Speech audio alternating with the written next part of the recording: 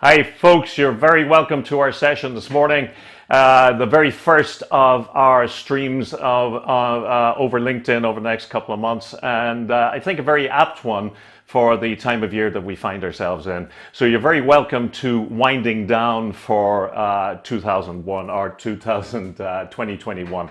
So before we dive into looking at the actual survival kit that we're going to present this morning, let me ask you, where are you dialing in from today? And you can pop that into the chat. I'll just pop it up onto the screen there in a moment. And just while we're seeing a couple more people joining up, just pop into the chat. Where are you joining us from today? And Aoife, your eyesight is altogether better than mine because I'm standing at a distance from the screen. I can't actually see a thing. So you can let me know as we start to see a couple of things coming in there. So. So let me talk about, while we're getting that going, let me talk about what we're going to be doing this morning.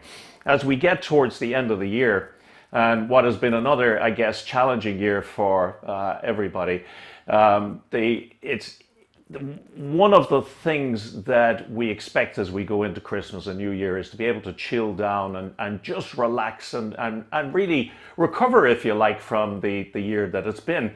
And yet, sometimes what people find is when they move into that sudden stop, when they move into that Christmas and New Year where they go from the pressure of the year and then suddenly everything stops, that's almost as stressful as the tough year that we've had.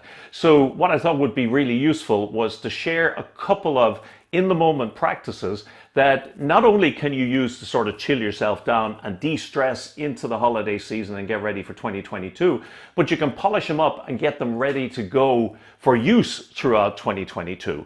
And the survival kit, which is what we've named this, is a collection of 4 simple, very, very short practices that you'll learn very quickly and you could use for a lifetime. I've curated these from all of the practices that I use myself and I've thought, and these are the ones that land best with people and that I personally find best. So Aoife, I can see, but I can't actually read it. Where are people dialing in from this morning? Perfect. Good morning, everyone. Delighted to have you back with us. As Deiric shared earlier, we hosted this session recently and got a lot of great feedback from folks all over the world. So today, Deiric, we have some people joining from Meath, from Carlow, from Dublin. We have a lot of Irish folks with us today. Wow, from great. Cork. Yeah. David in Hong Kong, good to have you with us. Donegal. And yeah, so it seems to be, we normally have more of an international base. A lot of Irish folks with us this morning. Good to have you. Yeah, I'd say it's probably the timing, and this is something deliberate that we're doing. We're from January onwards, we're going to start doing these about once a week on a variety of topics around psychological safety, mindful leadership, emotional intelligence, everything to do about the way people show up in the world and getting the best out of other folks. And showing up to them in a way that engages them and impacts them positively. And one of the things we're experimenting with is the idea of running it in our breakfast time zone, so in around 8:30, so that as you get yourself oriented and you have your cup of coffee and you start to organize your day, that you can tune into this. And it'll be interesting to see how that goes. And Aoife, that probably explains why we've got a lot of Irish and English folks sort of coming into this session today. Let me just ask you, before we get into the meat of the session today.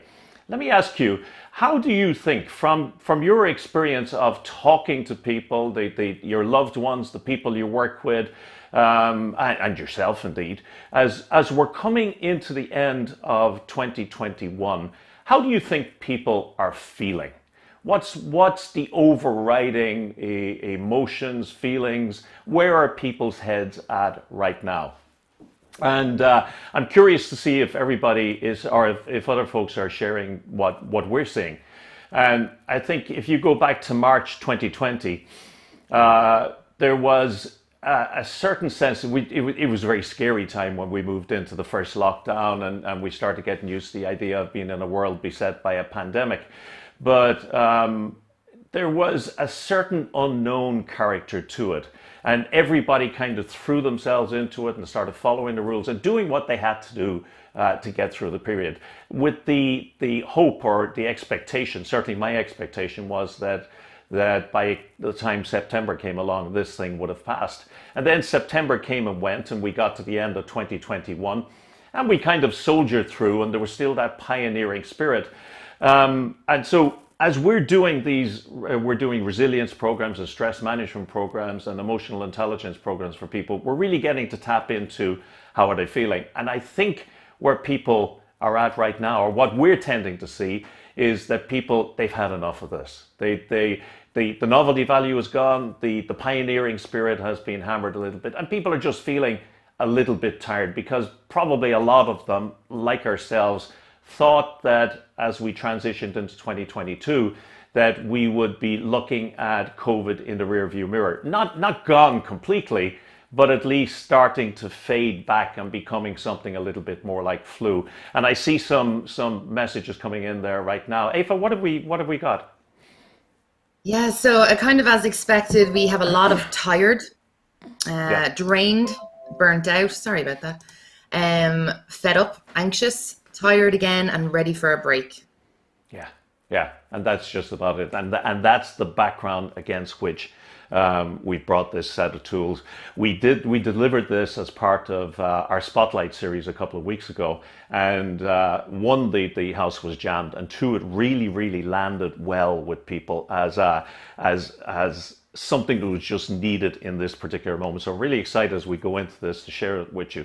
Now, it's very dramatic to call this a survival kit, but it's really, if you like, a mental wellness survival kit, in the sense that it gives you a couple of very short practices, I beg your pardon, very short practices that you can apply in the moment, in many cases in less than a minute, to deal with those situations where you start to feel that sense of overwhelm, or that sense of being burnt out, or that sense of just running on empty.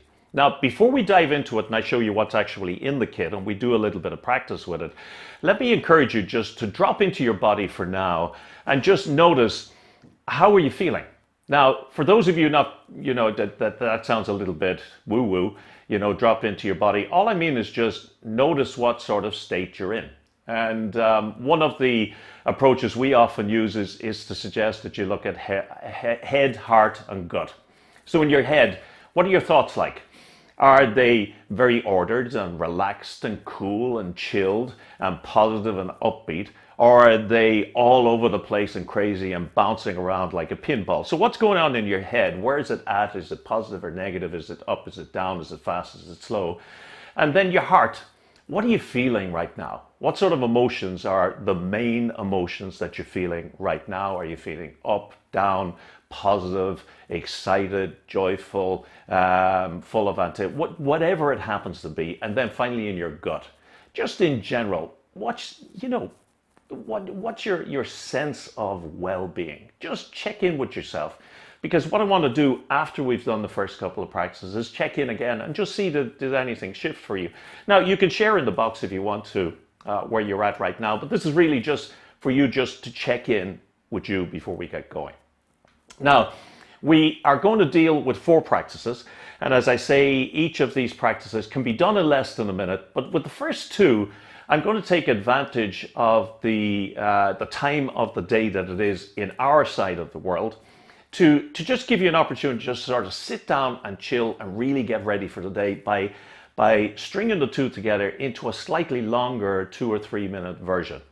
And we'll practice these two as a unit, but they can be practiced individually. And then we'll look at 3 and 4, what's important now, and the 1 breath break as standalone practices. So let me invite you as we start into this, just to start to feel a little bit more relaxed. Let me just, I got to the wrong one, I beg your pardon. Let me just suggest to you that you sit upright in your chair, not stiff, not to attention, feet flat on the ground, put your hands in your lap. And if you're comfortable doing so, allow your eyes to close. Now, you don't have to allow your eyes to close. You can just let your gaze fall down to the ground, maybe a couple of meters in front of you with a soft focus. But if you really want to kind of get a chill experience out of this, why not just allow the eyes to close for a couple of moments? And as you're there, just allow the body to settle down a little bit. And we're going to go into our first practice, which is we call seat and feet. And all I want you to do is just allow your attention to fall down and become aware of your feet on the floor. Now, I don't mean visualize your feet or imagine your feet, but rather just to allow yourself to notice that there are sensations going on in your feet, there are nerve endings firing all the time, and that if you choose to, you can allow your attention just to drop down and become aware of them. And so just noticing, what's it like to notice your feet on the ground? Can you feel the sensation, for example, of gravity rooting you to the ground? There may be some tingling, there may be some throbbing, maybe there's hot or cold, tight or loose, and what's going on doesn't really matter, but just notice that you can notice. So just allowing whatever else you were paying attention to just to fall away, and just see if you can just tune in and allow the sensations from the feet to rise to your awareness. And of course, there will be noises around you and thoughts will go through your head, and that's okay. That's the world, that's life.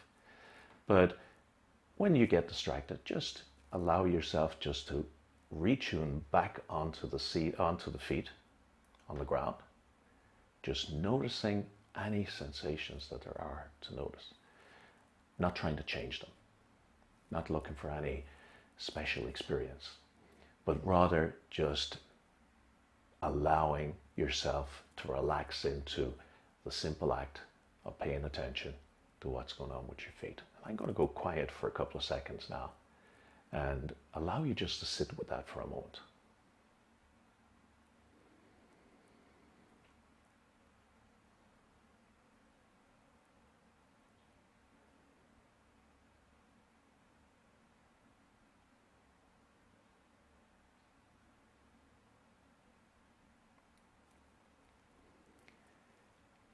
Again, as I say, you're not looking for any special experience. You're just noticing the incredible capability that you have to tune into any part of your body. In this situation, it happens to be your feet. Now, you've allowed your awareness to drop down to your feet on the ground. I want you to imagine that your awareness is like a beam of light. And we're going to make that beam more of a wide-angle beam. And it's going to get wider so that it starts to take in not just your feet on the ground, but your seat, where your body is in contact with your chair. So just allow yourself to notice where your body is contacting the chair. You may feel the weight of your body pressing down on your sitting bones, on your hips. You may feel your thighs in contact with your clothing and in turn in contact with the chair. You might be aware of your knees just bent over the edge of the chair. And just paying attention again to any sensations. Not looking for anything special, just seeing, how do I know I'm sitting here on the chair with my feet on the ground? So allowing your attention just to settle down and to pay attention to what's going on with your seat and your feet, nothing more. And should you become a little bit distracted, and something, that thought comes into your mind or a sound comes along, that's okay. Just allow yourself to fall back to paying attention to the seat and the feet again. And then I go quiet for about 30 seconds. Just see if you can just allow yourself to relax into paying attention to the seat and the feet.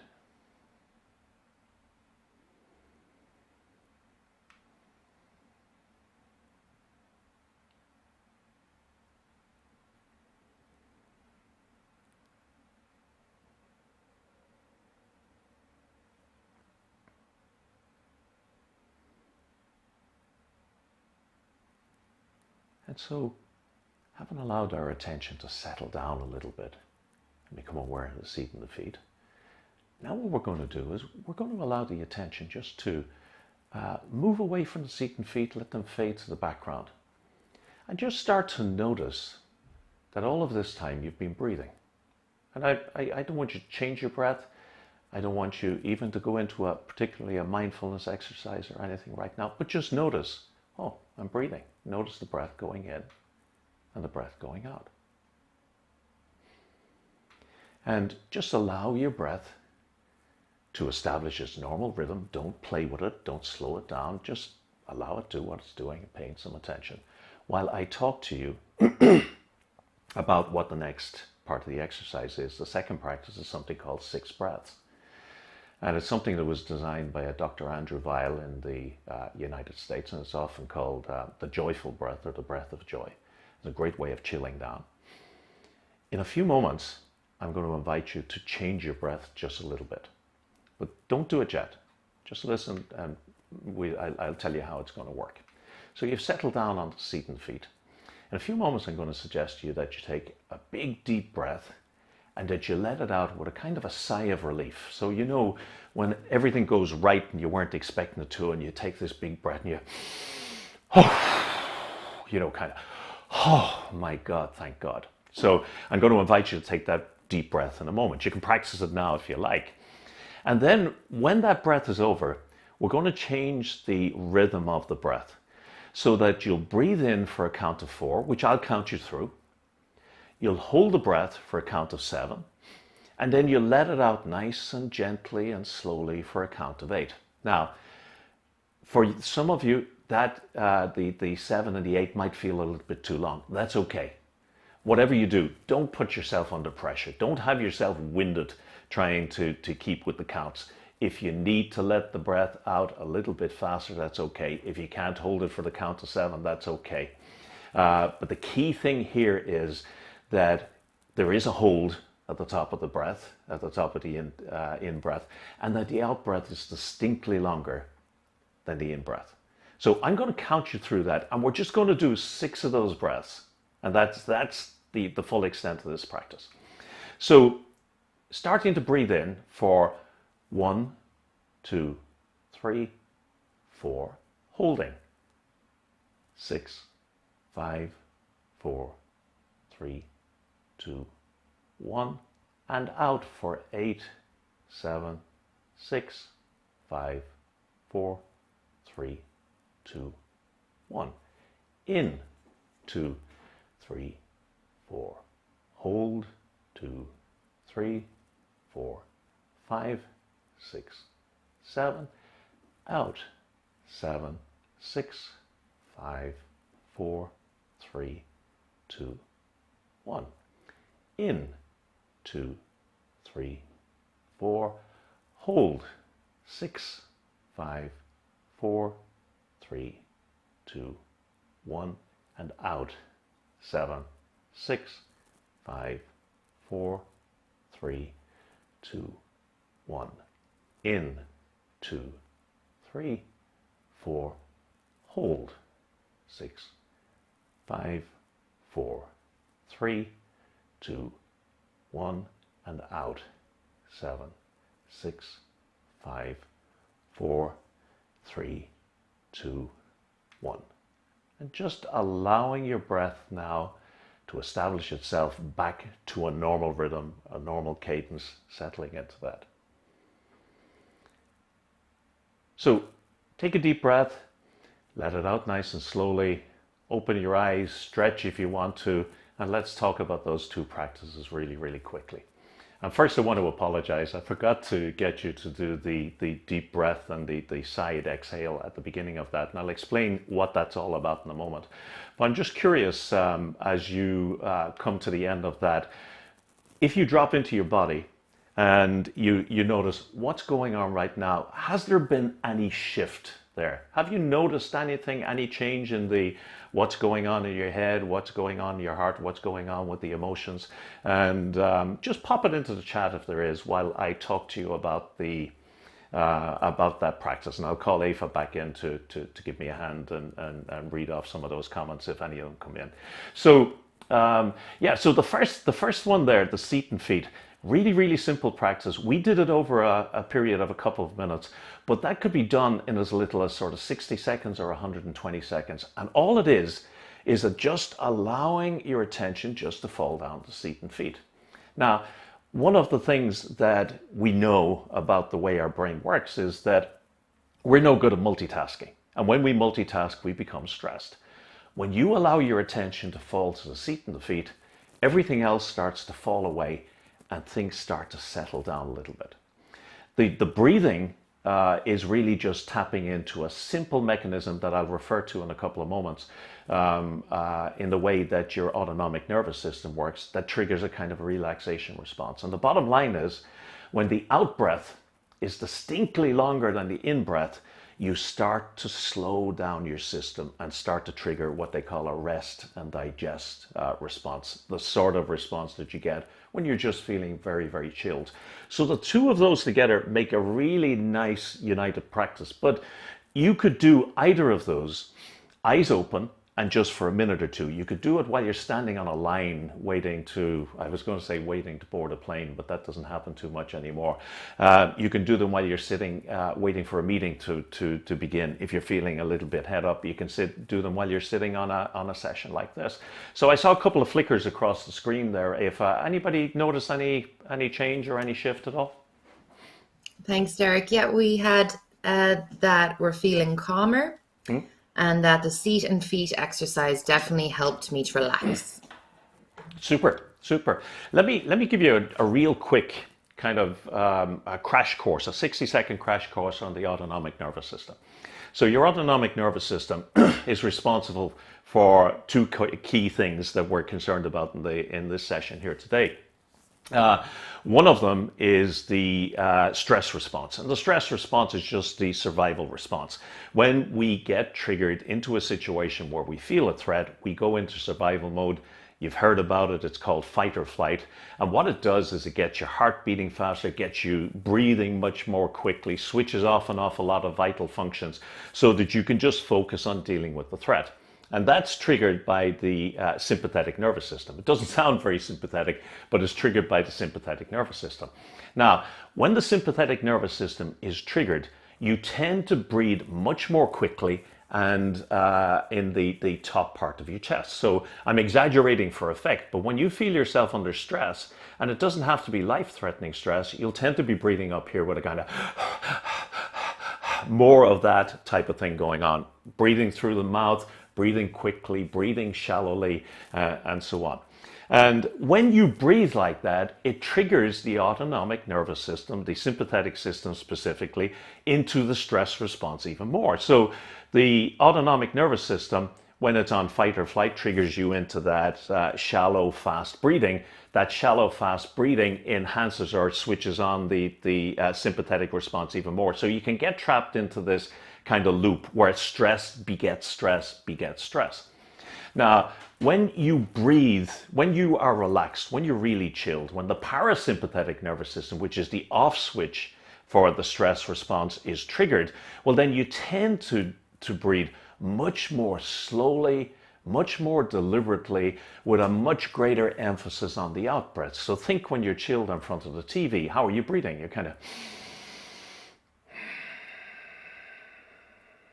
think of the way you breathe when you're sleeping. It's very exhalation oriented. When the parasympathetic nervous system is triggered, you tend to have longer exhales, breathe through your nose, generally breathe more slowly. When you breathe more slowly, when you breathe through your nose, when you have longer exhales, you trigger the parasympathetic nervous system and you got that same closed loop. So one of the things that you can always do when you want to start to come down from feeling that sense of overwhelm or chill of being stressed is just start to allow the exhalations to get a little bit longer. And that's where that 4-7-8 breath is really wonderful. In 6 breaths, you really can bring everything down very dramatically. So either of those practices can be done absolutely standalone, or they can be done together as we did there. Sometimes I'll disappear into the bathroom if I'm presenting a program, put the seat down, and I'll take 2 or 3 minutes and I'll do the seat or feet and just do the 6 or 7 breaths, and they're absolutely perfect. So let's get into the next one. This is one of the ones that really goes down well on a lot of our programs, and it's something that I've taken with permission from the Search Inside Yourself program from Search Inside Yourself Leadership Institute. And that's the organization that delivers Google's Mindful Leadership program. And I deliver that for them at times. And this is a simple 3-breath practice, which is designed for those situations where you're just really stressed out, you're really overwhelmed, there's so much going on in front of you that you can't figure out what to do. And you know that day when you think, oh God, just take me now, when there's so much to do that you get frozen. They don't often talk about it, but the fight or flight is actually the fight, flight, or freeze response. And sometimes we get so overwhelmed by what's going on that we can't figure out what to do. In fact, to put a smile on it, one of my favorite quotations, if you've been on our sessions before, you've probably heard this, was from, was it David Revson? Yeah, anyway, the founder of Revlon Cosmetics. And he said, I'm like a mosquito in a nudist colony. I know exactly what I should be doing, but I don't know where to start. And when you get really stressed, that's what can happen. You can't figure out where to get started. Because you can't get started, you start to feel more overwhelmed and so on. This is a great way of coming down from this. It consists of just 3 breaths. Now, I'll talk you through it first, and then we'll do it together. And of course, I'm going to give you these slides afterwards if you want them, so that you have them for reference. And we'll give you a recording, or I beg your pardon, we'll give you an app that will allow you to get at these practices if you want to have them at your fingertips. So just during this session, just tune in and just go along with the practice. So what's important now is just 3 breaths. So on the first one, and sure, you may as well do it with me, and we'll do it as a unit in a moment. It's just 1 slow, mindful breath. What do I mean by mindful? I mean just notice the breath going in and notice the breath going out. And mindful of the fact that the longer exhalation starts to chill us down, I would suggest that you be really conscious and mindful of getting that exhalation as long as possible. So it's probably something like,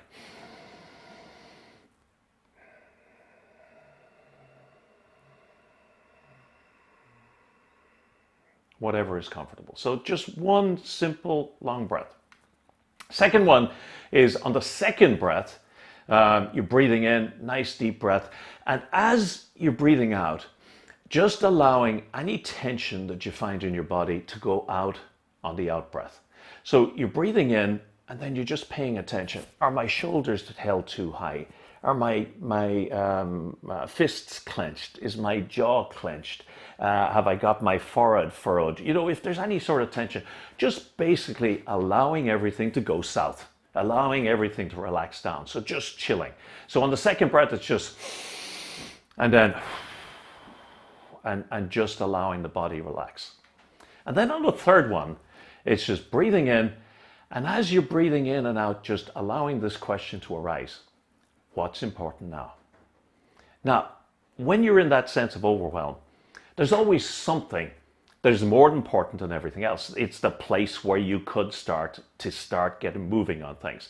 And reality is we always eventually find something we're going to do to get started. When we get started, we get ourselves out of that rut. So what's important now is just on the back of those couple of relaxing breaths that are triggering the parasympathetic nervous system, we're just saying, now, where do I need to focus? What's important now? What's the most important thing for me to pay attention to? I'll worry about all the others later on, but what's the most important now at this point in time? Now, sometimes I find I have to do this 3 or 4 times. So let's do it first together, the 3 of them together. So just one slow mindful breath.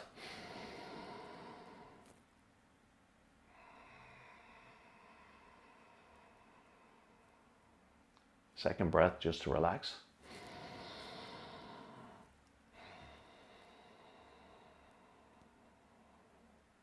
And the third breath, what's important now?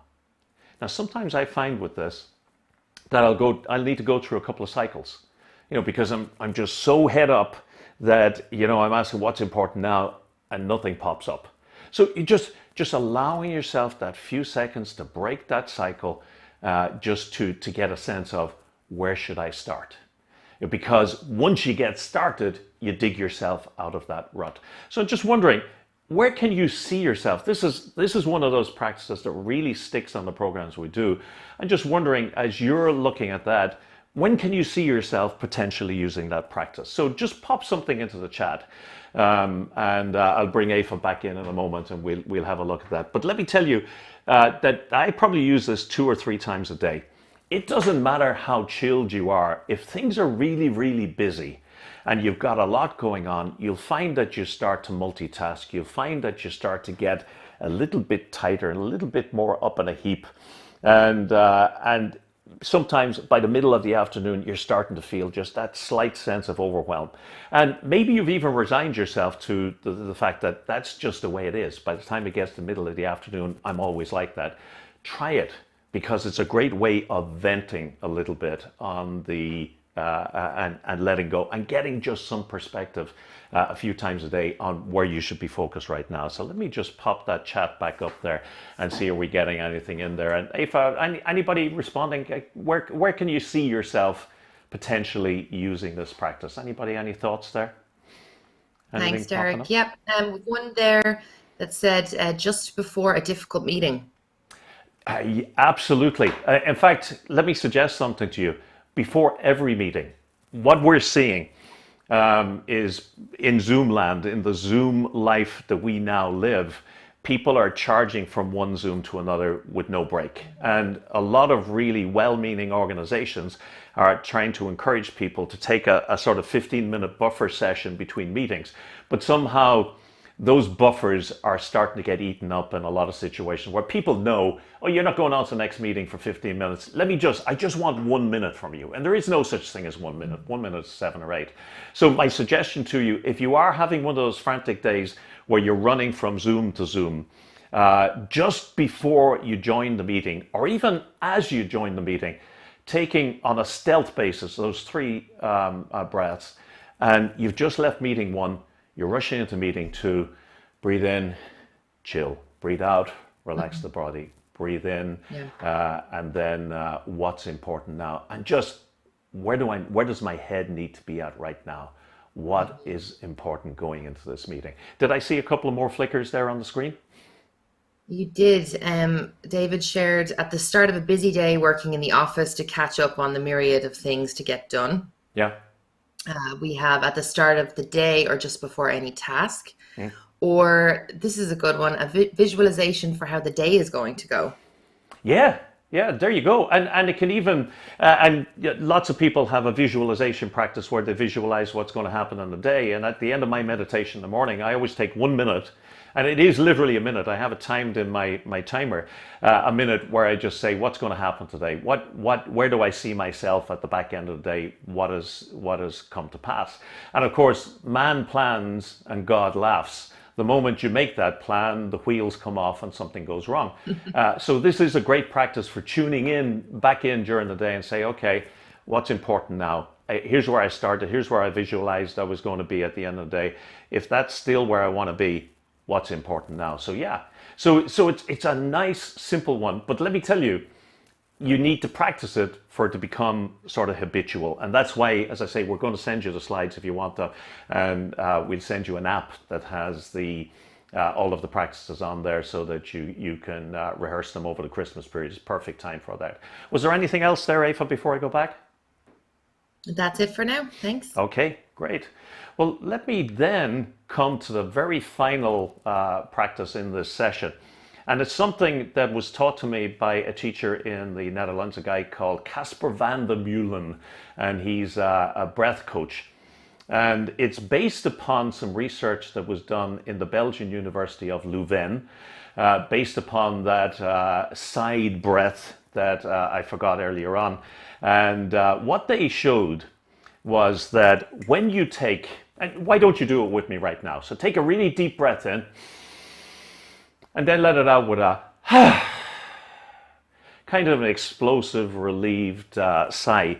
When you do that, you break that pattern I was talking about earlier on, where the sympathetic nervous system can get stuck into a sort of stress response.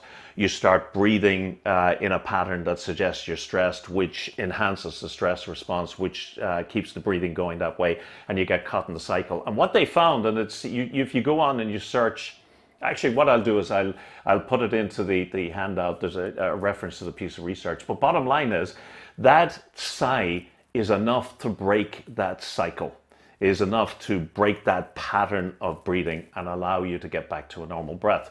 Now, what Casper did was he built it into a nice sequence, which I find extremely, very, very useful. And again, just like all of the other practices, it's designed for those situations where you are feeling some sense of overwhelm. So let's say if you do the what's important now, this is a lovely physical adjunct to it. Now, one of the ways that you can really enhance this practice is by making it really a mindfulness practice also. So as you see, it revolves around breathing, just paying attention and noticing the sensations of the breath as they go into the body, as they go out of the body. That can just add an extra dimension in starting to chill you down. But this works on a physiological basis. So let me walk you through it first. You can do the individual elements as I talk you through, and then we'll do it as one unit, and I'll tell you how to use it and so on. So it begins with a full inhale, and that's a real full lung. It's kind of as big as you can make the lung, and then I'm going to get you, and I'll talk you through in a moment, to hold it for 3 to 5 seconds. And you do what's comfortable for you, don't put yourself under pressure. And then you let it out, I beg your pardon. You let it out with that side exhale, that. And when you get to the bottom of that exhale, you hold the breath. Now you hold the breath until you feel the urge to breathe. Now, what do I mean by that?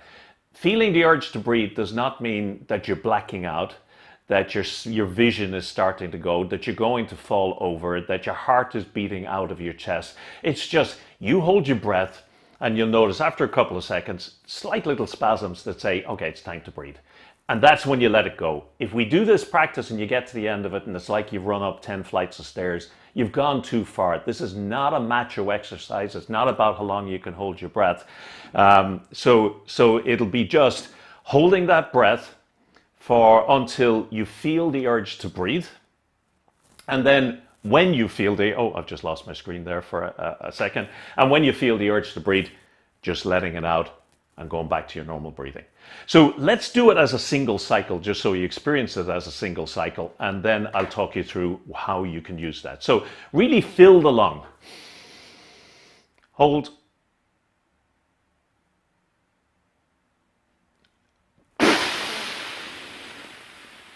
Hold.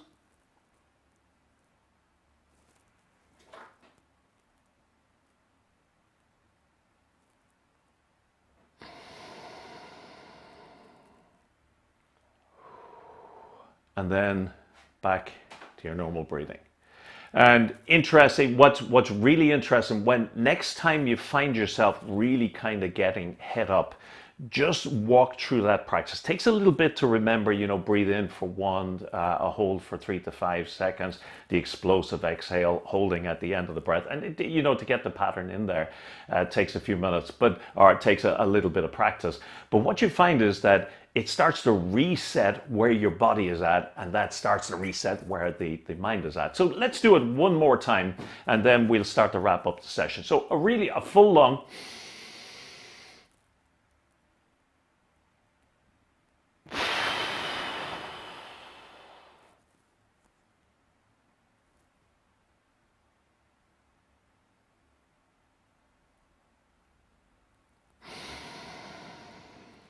And then returning back to normal. Now, I'll often repeat that a couple of times. And what you will feel is you'll feel there's a physiological change. The key thing here is you'll notice those breath holds essentially elongate the exhale. And the sigh essentially resets that breathing pattern, breaks that, I know I'm exaggerating, breaks that pattern a little bit. So that's the one breath break, puts a break on your sympathetic nervous system, gives you an opportunity to get back into a more relaxed form. Now, one of the things that you can always do, always, you're finding yourself under stress and you can think of nothing else because your head is everywhere and nowhere, just start physiologically to slow down the breathing a little bit, and particularly letting the exhale slow down. And once you start to let the exhale slow down a little bit, you'll find you get a little bit more perspective, and then you can dive into these practices. So that is the one breath, or the mindfulness survival kit. I don't expect that you're going to remember this, and I don't expect that you're going to jump back onto LinkedIn to watch this again over Christmas so that you can get the practices off. So if you want to let me get out of the way, if you want us to send you on both a copy of the slides and a link to the Insight app, which has the recording of each of these practices, 3 of these practices, doesn't have the one breath break in it, well then just hold your camera up to the QR code on the screen there, and it will just ask you for your email address so that we can pop that through to you, and that'll go through to you automatically from the system. So listen, thank you. I'll bring the chat back up because I see a couple of messages coming up there right at the moment, but thank you very much for tuning in. Thanks a million for the comments. Thanks for the interaction, etc. Aoife, what have we got coming up on the chat there? And I'll put the QR code back up again for the folks who didn't get it yet. Thanks, Deiric. And I'll also pop it into the LinkedIn event so everyone can access the direct URL there. Yeah. We did have a quick question. Is there any one of the exercises better than another for particular situations, or is it just a matter of personal preference? I think here's where I use them. I think of the what's important now and the one breath break as like first aid, or emergency aid, emergency kit. So you don't have much time. You're really, really up to your eyes in it. You're really, really buried. And you're feeling very, very stressed. One of the problems when you're feeling really head up like that is even your own voice inside your head saying you need to chill tends to evoke a reaction of leave me alone. I can't chill. I'm just too overwhelmed. There's too much going on. How could I possibly chill, etc. And sometimes, even though we know cognitively that we should sit down and relax and put our feet on the floor and take a few short breaths and so on and so forth, we can't bring ourselves to do that. That's where what's important now and the one breath break, they're so quick. You can do them without an awful lot of thought. You can repeat them a couple of times. They work really well in that situation.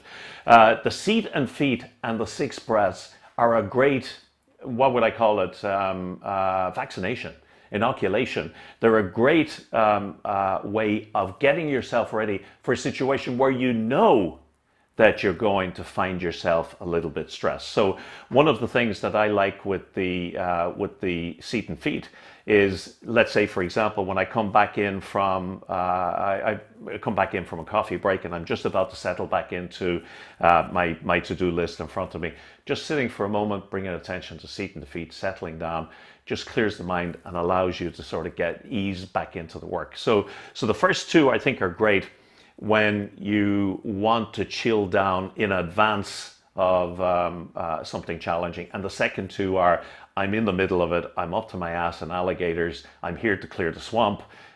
What can I do? They're great interventions for that. Thanks, Derek. A few people just sharing. Great, thanks. Great session. Love the simplicity of the exercises. Lovely way to start my morning. That was an excellent start to the day. Some excellent practices. Thank you very much. Have a great holiday season. Thank you, everybody. I'll put the code back up there. And again, if you want to, I beg your pardon, and if you either want to copy the slides or you want us to alert you when we start the weekly or fortnightly sessions, breakfast sessions, do let us know. Meantime, have a very, very Merry Christmas and get the relaxation that we deserve after this year. Take care, folks. Bye bye.